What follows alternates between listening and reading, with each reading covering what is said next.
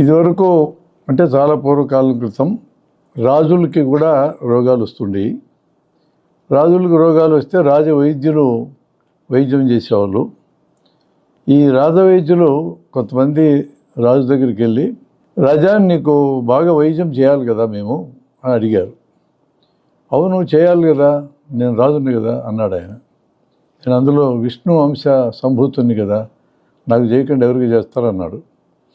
మీకు బాగా వైద్యం చేయాలంటే మాకు బాగా వచ్చి ఉండాలి కదా అన్నారు. నేర్చుకొని బాగా మంచిగా నేర్చుకొని నాకు వైద్యం చేయండి అన్నాడు. రోగాలు ఎక్కువగా ఆర్థికంగా చిన్న స్థాయిలో ఉన్న వాళ్ళు, కులపరంగా చిన్న స్థాయిలో ఉన్న వాళ్ళకి ఎక్కువ వస్తాయి కదా.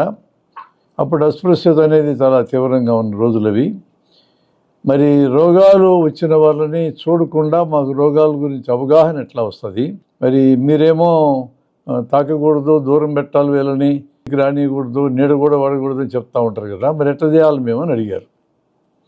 అప్పుడు రాజు చెప్పింది ఏంటంటే, మీ వైద్యులకి అస్పృశ్యత లేదు, మీరు ఎవరినైనా తాకొచ్చు, ఎవరితోనైనా మాట్లాడచ్చు, అందరూ మీకు సమానంగా ఉండాలి, అలా ఉంటేనే మీకు వైద్యం వస్తుంది, మీకు వైద్యం బాగా వస్తేనే మాకు వైద్యం చేయగలరు, అలా చేస్తేనే మేము సాగకుండా బతకగలం, ప్రజలను పరిపాలించగలమని ఒక చట్టపరంగానే వైద్యులకి ఆ మినహాయింపు ఇచ్చేసి. కాబట్టి ఇప్పుడు వైద్యంలో ఏమున్నాయని ఎతికితే వైద్యంలో కమ్మరం ఉంటుంది, కుమ్మరం ఉంటుంది, వడ్రంగం ఉంటుంది, చెప్పులు కుట్టేది ఉంటుంది, బట్టలు కుట్టేది ఉంటుంది, కుండలు చేసేది, అన్ని రకాల వృత్తులు దీంట్లో మిళితమై ఉంటాయి.